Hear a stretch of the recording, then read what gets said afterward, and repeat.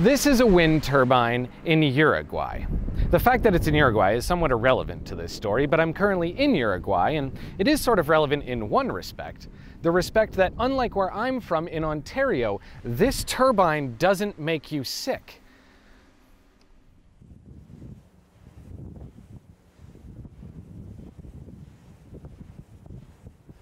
In the early 2000s, a woman started feeling ill in a way that nobody had ever felt before.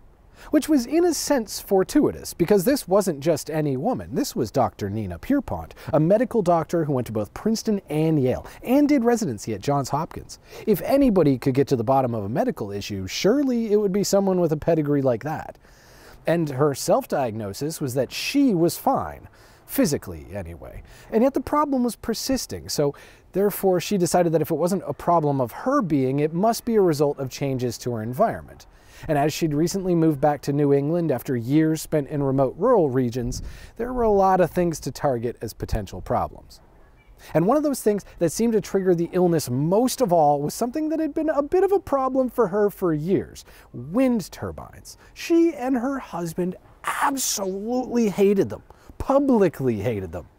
I mean, after all, she was a bit of a, I'm going to say, nature person. She's the type of person whose website to this day has a header of a native woman with a butterfly on its nose and a canoe picture of herself.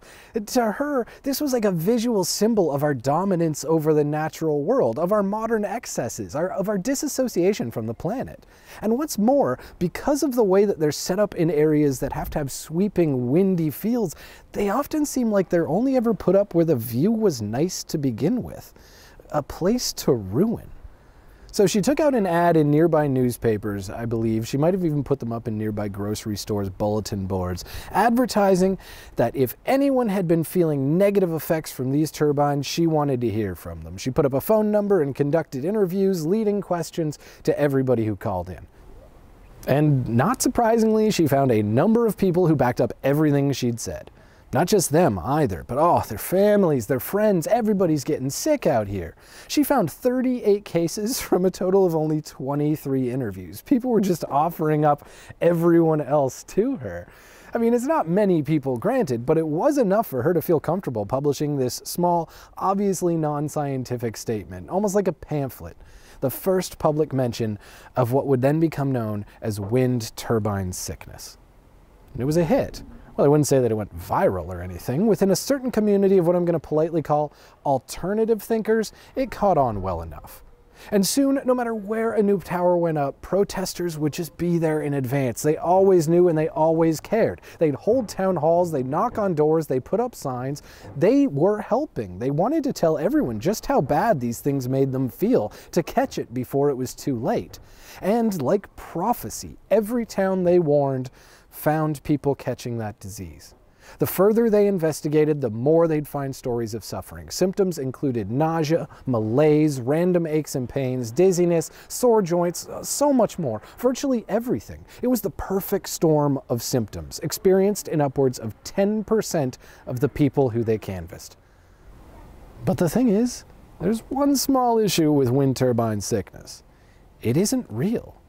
It's psychosomatic. It's mass delusion. Every symptom that's attributed to it already existed in that person or was created out of a belief that it should exist, almost a desire for it to exist. It's kind of like deciding that 6 is your lucky number and then all of a sudden seeing it everywhere.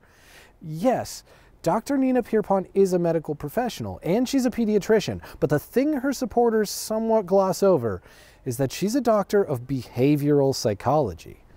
She's not the sort of medical professional that term would, I don't know, naturally bring to mind when you hear it. Her degrees are a shield, propping up a very cleverly written deception. That said, while there may not be a wind turbine sickness, there is a wind turbine syndrome.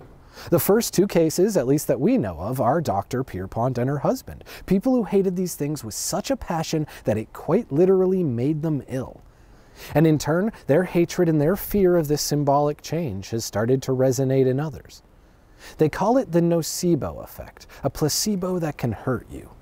But it really just relies on human suggestibility. Humans are so suggestible that if you take a classroom of children who have brown eyes and blue eyes, split them and tell them that blue-eyed children do worse on a test, They'll do worse on a test. We're just built that way, both for better and worse. And wind turbine syndrome spread between communities because people were told what to expect in advance. In a way, they created a form of mass panic to harm themselves. And I should note that this is even true regardless of their feelings towards the windmill themselves, regardless of their feelings towards this nocebo. While the original doctor and her husband may have driven themselves to self-harm, many of the people suffering downstream are simply reacting to the panic of the herd. They may not even believe that windmills are causing it. So when doctors went in to study this syndrome, they found patients were self-recording increased suffering levels despite the turbines having been turned off secretly, simply because they were mentioning the turbines at an increased rate. In towns where communities had seen outsiders come in to warn of the dangers, nearly a tenth of the people would find themselves feeling ill from these turbines. And yet in towns where no outsiders came to tell them about the dangers, 0 people recorded issues, even those living directly underneath the towers themselves. And yet it is spreading. It continues to grow to this day, and it isn't growing by accident. It's growing because of this push. And what's more than that, it's growing because of malicious intent. At some point, the greater energy industry caught wind of the protests and started working to support the spread of the disease. In Australia, seeing the success it had achieved in hindering Canadian turbine growth, competing energy companies started to form a front organization, hiring a non-practicing doctor to basically mimic Nina Pierpont, to be their front person and lie about this wind turbine sickness. She is the Nina Pierpont of Australia. Her name's Sarah Laurie. And soon, Sarah would be spreading the disease across an entirely new continent, infecting people an entire world away from where it began, a pandemic.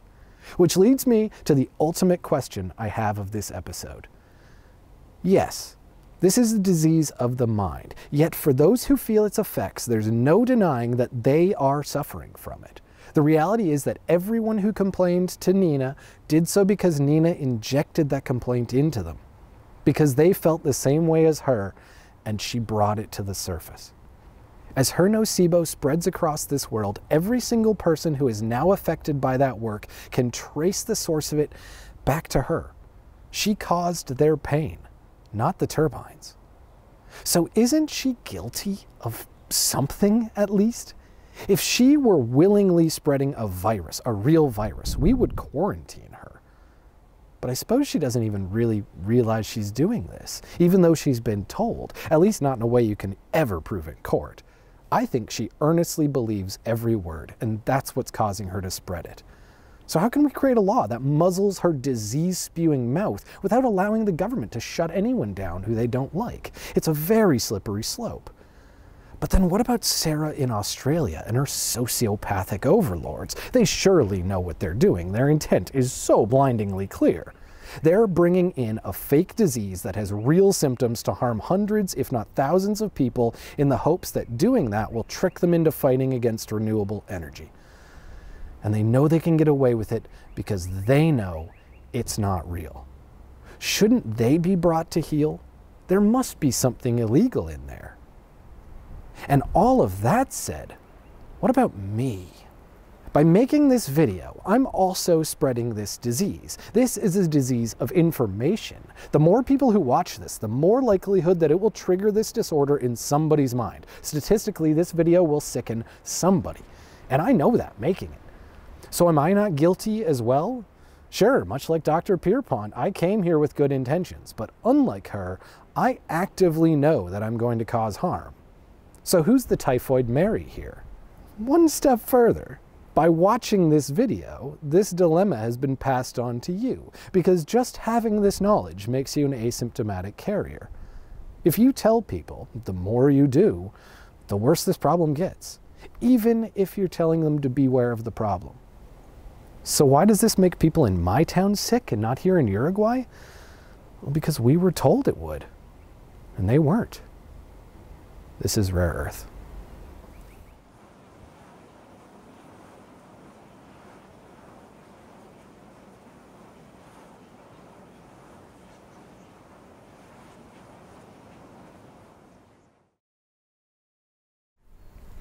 From my perspective, the takeaway from this video is very clear. Wind turbines cause typhoid.